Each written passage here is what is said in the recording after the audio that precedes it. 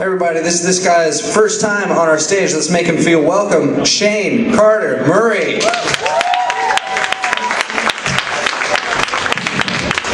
Good evening. So, like you said, this is my first time up here, and I've seen what happens when a brand new comic comes up here and rocks it too hard. So I'm going to make it a point to not be too funny, because I don't want to hurt anyone's feelings.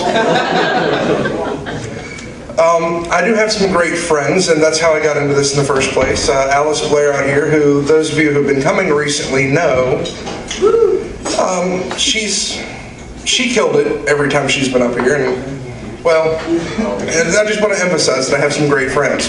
Alice is kind of important to me because a year and a half ago when I died, she was one of the first people to visit me in the hospital. Her and also Megan, who's here with us tonight, they made me what they called a man bouquet. It was a mason jar full of gravel, twigs, and little briar burrs. Now, that's the kind of love that my friends have. But my friends are, well, insane. Alice is here. She's a really good example of insanity, but I'm not going to say too much about her. I will let you know that most of her jokes are true stories. Nothing? Really? Wow.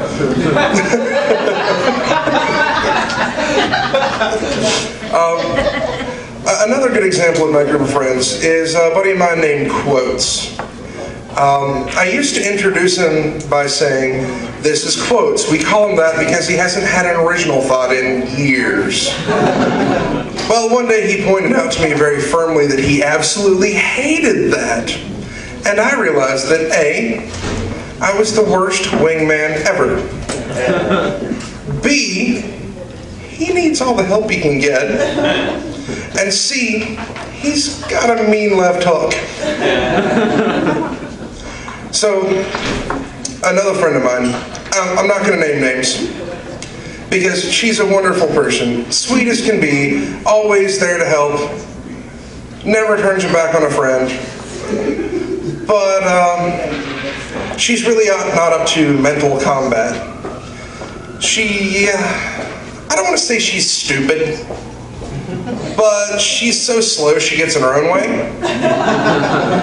And she tries to engage occasionally in a battle of the wits with someone.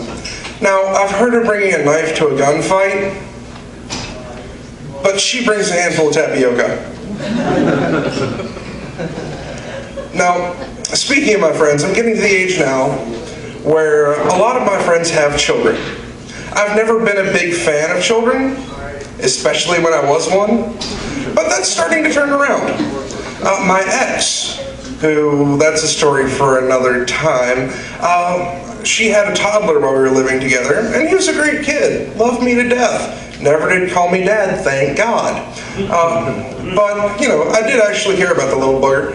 So I do occasionally go visit him, and I'll bring him presents on his birthday. He loves me, and I'm training him to be a minion. The other kids that really turned me around, though, were my niece and my nephew. My nephew, there's not really much funny to say about him. He's actually just about the perfect kid. He's quiet, he's calm, he keeps to himself, he's 5 years old, and really just doesn't do anything wrong or out of the ordinary. My niece, on the other hand, I don't know where she got it.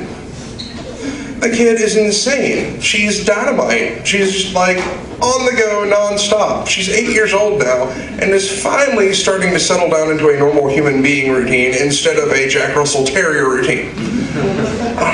But she's a sweet kid, tries to be helpful, she's really honest, and she's rather easily manipulated. The honesty part can cause problems.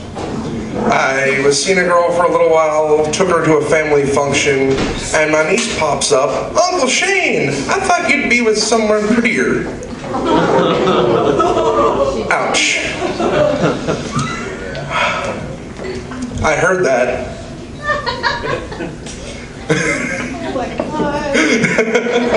Heckling is forbidden.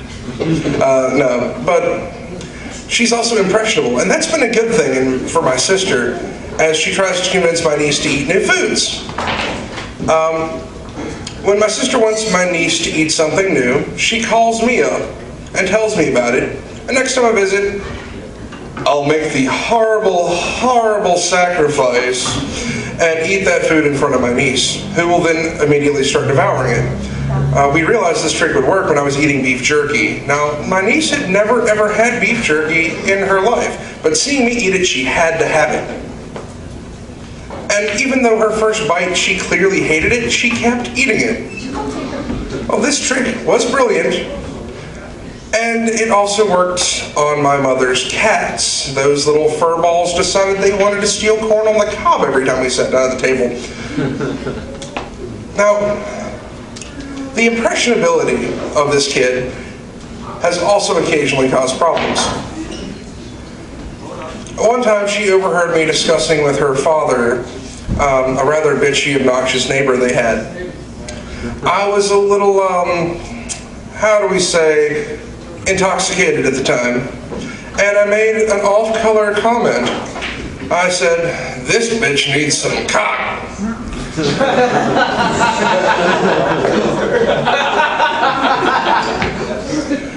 So,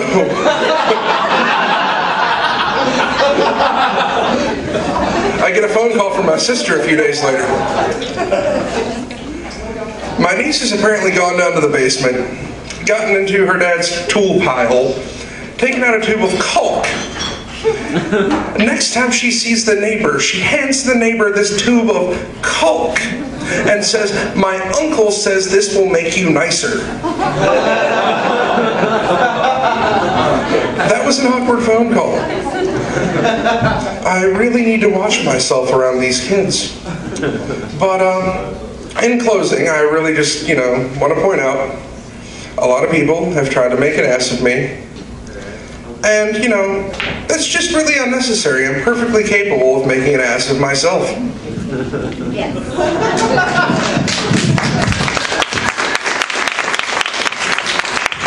Keep it going for Shane.